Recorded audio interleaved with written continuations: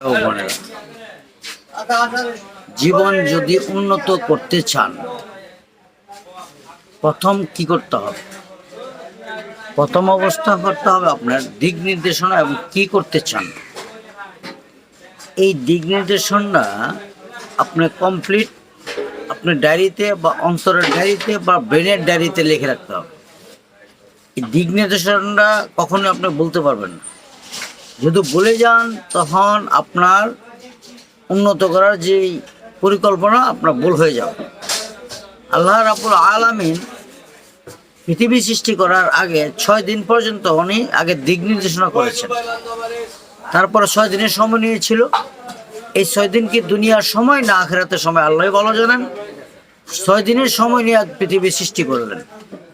এর অর্থ হলো বোঝাচ্ছে যে আল্লাহ তুমি দুনিয়াতে যে তুমি কি করবে, সৎ উদ্দেশ্যে সৎভাবে তুমি আগে পরিকল্পনা করো, কি করবে দিক নির্দেশনা করো। দিক নির্দেশনা সঠিক ঠিক রেখে তুমি আস্তে আস্তে আগাইতে থাকো এবং সাহস রাখবে। দুঃসাহস করা ভালো না, সাহস থাকা ভালো। সাহস রাখবে যে আমি এই দিকে পৌঁছবো। তাহলে তুমি আল্লাহর উপরে ভরসা রেখে সৎভাবে আস্তে আস্তে তুমি আগাইতে থাকো। তোমার জীবনে একদিন না একদিন দেখবে ওই যেই পরিকল্পনা তুমি নিয়ে নামেছ একদিন দেখবে তুমি হঠাৎ করে পরিবর্তন হয়ে গেছে এবং জায়গায় পৌঁছে গেছো। কল্পনা করতে পারবে।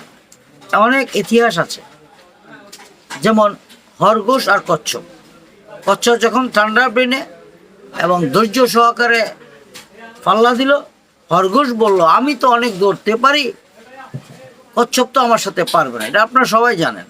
তারপরে বলছি, তখন সে অর্ধেক পথে এসে সে ঘুম দিল যে দূর সে পচার আগ পর্যন্ত আমি পচে যাব।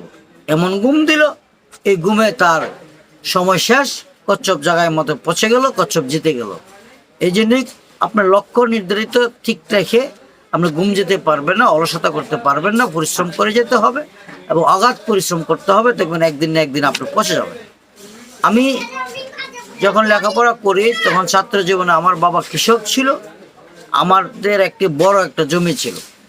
গেলাম মরিচ ক্ষেত নিরাবার জন্য। আমি প্রথম দেখে গেলাম যে এত বড় পাল্লা কোন সময়টা শেষ হবে। আমার বাবা বলেছিল, বাবারে ঠান্ডা বিনা আস্তে আস্তে তুমি আগাইতে থাকো, দেখবে একদিন এক সময় দেখবো তোমার জমি এটা নিড়ানি হয়ে গেল। আসলে ধৈর্য এবং সৎসাহস দুইটাই দরকার এবং আপনি লক্ষ্য নির্ধারিত দরকার। কখন আপনি আল্লাহ পছায় দিবে যদি আপনার লক্ষ্য ঠিক থাকে, ধৈর্য ঠিক থাকে এবং নিয়ম মাফিক আপনি ডিউটি করে যান, পরিশ্রম করে যান, দেখবেন কখন পৌঁছে গেছেন আপনি নিজেও কল্পনা করতে পারবেন না। এগুলো আমি প্র্যাকটিক্যাল, এগুলো আমার প্র্যাকটিক্যালের কথা বলছি, অভিজ্ঞতা নয়, কল্পনা নয়, বাস্তব কথা বলছি। একটি কথা মনে রাখবেন, পরিশ্রমে ধন আনে, পুণ্য আনে সুখ, অলস দরিদ্র আনে পাপে আনে দুঃখ। পাপ করবেন না, অলসতামি করবেন না।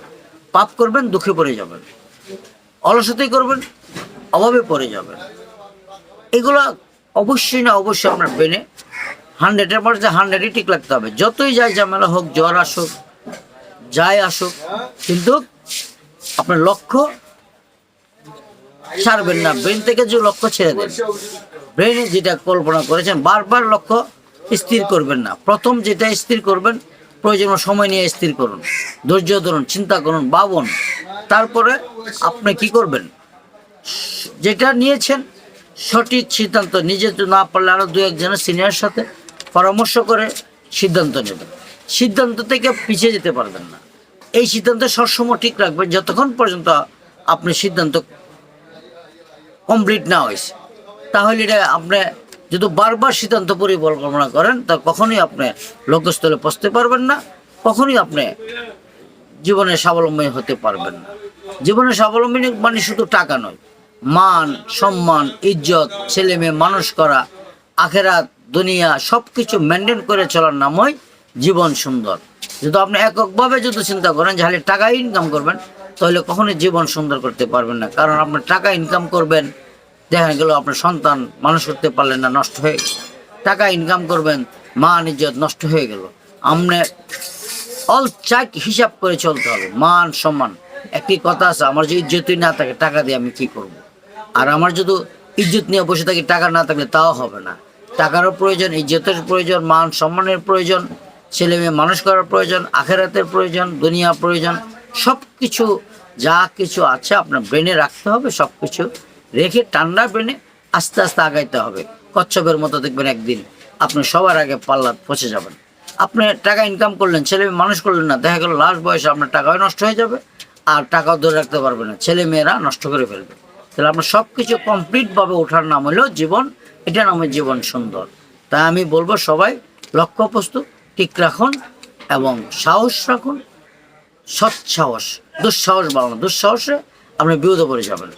আর আপনি সবসময় মনে রাখবেন, ভেঙে যাবেন না, অস্থির হবেন না, পরিশ্রম করে যান।